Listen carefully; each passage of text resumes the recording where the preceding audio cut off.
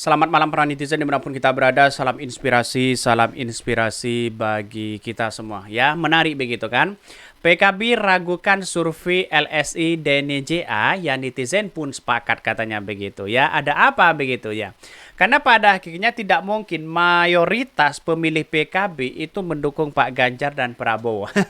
Itu opini-opini belaka begitu kan. Akhirnya PKB membantah dengan adanya seperti ini begitu kan. Yang membantah dalam artian tidak mungkin lah begitu kan. Ini diragukan begitu survei-survei seperti ini begitu kan ya. Bisa saja kata netizen ini surveinya abal-abal begitu kan. Bisa saja seperti itu begitu. Karena pada akhirnya begini, orang-orang di luar sana sudah cerdas mana yang benar dan mana yang kenyataan begitu kan. Mana yang baik dan mana yang tidak baik di situ begitu. Mana kenyataan dan mana yang tidak begitu kan. Pada akhirnya apa yang terjadi? PKB sampai hari ini ya, katanya begitu dalam survei itu ya, pemilih PKB masih ragu-ragu dalam apa begitu kan. Kok tahu dia adalah partisipan dari PKB begitu kan. Yang disurvei kan tidak mungkin begitu kan ya. Misalnya cari orang misalnya, wah ini orang PKB partisipan atau siapa begitu kan. Kan begitu ya. Jadi artinya untuk mencari informan begitu, responden di situ begitu kan. Kan seharusnya kan tanya ke PKB begitu kan. Siapa simpatisannya mereka begitu. Kalau hanya soal ngaku sana sini boleh-boleh aja begitu kan ya.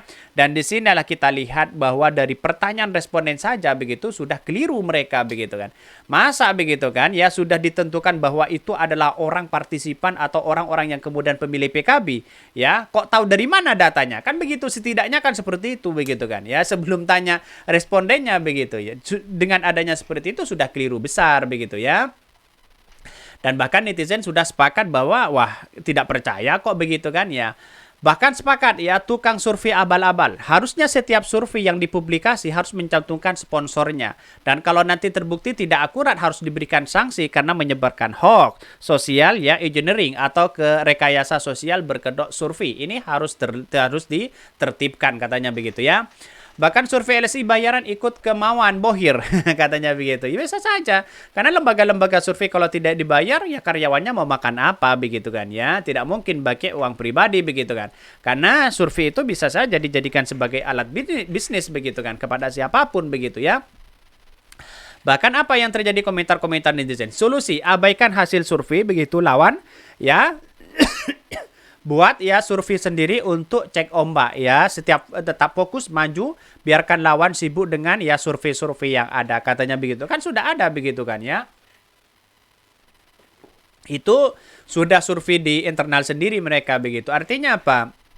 Kenapa lembaga survei hari ini kok muncul setiap pekan ada SMRC, setiap pekan ya ada indikator, setiap pekan ada survei LSI, ada setiap pekan ada muncul di situ begitu. Kan sebagai bentuk opini mereka begitu sebenarnya begitu. Jangan-jangan ya lembaga survei sudah ada kompromi mereka begitu kan. Kenapa kok tidak barengan begitu kan ya di hari itu aja bareng begitu sama-sama mereka begitu. Bisa saja nanti begitu ya. Dan akhirnya publik itu sudah paham mana yang baik dan mana yang tidak begitu. Dan inilah yang seharusnya begitu ketika melihat ya potensi-potensi yang ada begitu kan ya. Kenyataan yang ada Anies Caimin di lapangan begitu ternyata bisa saja nomor 1 begitu. Bayangkan ini menjadi potensi yang sangat luar biasa begitu ya. Bahkan di satu sisi ada yang mengatakan ya dalam beberapa pernyataan dari netizen kok bisa begitu ya survei-survei seperti itu jangan-jangan bayarannya mahal. Iya dong bayarannya kan pasti mahal begitu kan. Jadi artinya selama ini kalau masih percaya terhadap lembaga survei ya gimana begitu ya. Bahkan PKB ragukan survei LS ini DNJA, netizen pun sepakat ya. Ini ya komentar-komentar netizen begitu. Saya bacakan terlebih dahulu beritanya ini. Partai elit ya, elit Partai Kebangkitan Bangsa PKB heran dengan hasil survei terbarunya dari LSI DNJA karena elektabilitas Anies Baswedan merosot jauh dari Prabowo Subianto. Salah satu alasan menurut DNJA karena Anies memilih Muhaimin Iskandar alias Caimin sebagai bakal calon presiden. Alasannya karena seperti itu begitu. Padahal dampak dari Anies Caimin itu kan sangat luar biasa loh begitu kan ya.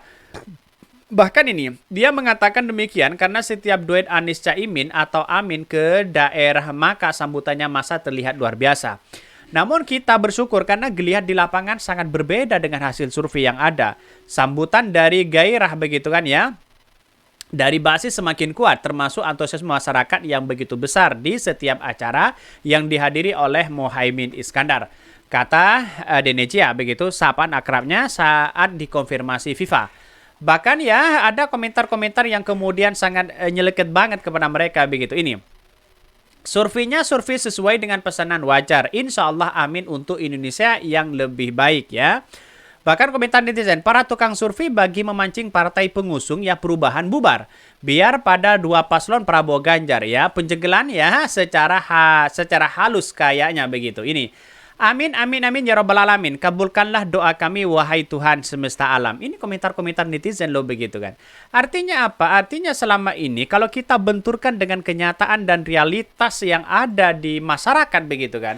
Anies Caimin ini diminati sangat luar biasa loh begitu kan. Disambut di mana-mana, apalagi di Jawa Timur begitu. Di Jawa Tengah begitu kan. Itu menjadi lumbung kemenangan Anies Caimin. Kenapa? Ada lembaga survei, mungkin saya mengatakan begini, lembaga survei ini mulai panik bagaimana narasi-narasi kadung sudah dibayar mereka begitu kan ya, memberikan narasi-narasi yang kemudian seolah-olah masyarakat ingin dipercaya terhadap narasi itu, dan pada akhirnya apa yang terjadi begitu kan, masyarakat sudah tidak begitu paham terhadap apa yang ia lakukan begitu kan terhadap lembaga survei itu. Di masyarakat coba tanya, lembaga survei, kamu tahu nggak lembaga survei apa? Dia kan nggak tahu sama sekali, taunya kan Anies Caimin di situ begitu, dan pada akhirnya kita lihat saja bagaimana ya narasi-narasi yang dibangun oleh mereka begitu kan. Dan saya yakin dan saya yakinnya apa yang dilakukan oleh Anies Caimin ini menjadi potensi yang sangat luar biasa begitu kan ya. Dan bahkan walaupun kita tahu bahwa lembaga-lembaga survei yang ada selama ini kan hanya permainan angka-angka saja begitu kan ya. Jadi bisa saja ya tidak tidak disurvei sana sini karena responnya kan tidak tahu mereka begitu ya. Dan apa yang terjadi? Wallahualam. Kalau kita melihat apa yang dilakukan oleh beberapa lembaga survei hari ini begitu kan ya, melihat dari perkembangan itu sudah di masyarakat sudah tidak dilihat mereka. Yang penting mereka dapat data, ya siapa yang dukung dan siapa yang tidak didukung begitu kan ya. Bisa saja yang disurvei itu hanya mereka begitu. Wallahualam begitu kan ya. Karena pada hakikatnya kan respondennya tidak tahu bayarannya atau bohinnya dari siapa begitu. Itu tidak diungkapkan oleh mereka begitu. Dan apa yang terjadi? PKB sendiri mungkin saya kira tidak akan ada begitu kan ya, yang kemudian kecuali memang yang disurvei mungkin ya Gus Ipul begitu kan, yang sudah jelas-jelas tidak memilih Anies Caimin begitu kan ya, Gus Ipul ya, Menteri Agama Gus Miftah begitu kan, kalau disurvei dia akan pilih yang lain begitu kan ya. Wallahu alam, kalau seperti itu kan sudah jelas mereka begitu. Mungkin itu yang kami sampaikan. Tonton terus channel Hodari Podcast Rakyat ini karena ada berita-berita menarik dan viral setiap harinya. Salam para netizen, salam inspirasi bagi kita semua. Jangan lupa di subscribe channel YouTube Hodari Podcast Rakyat ini.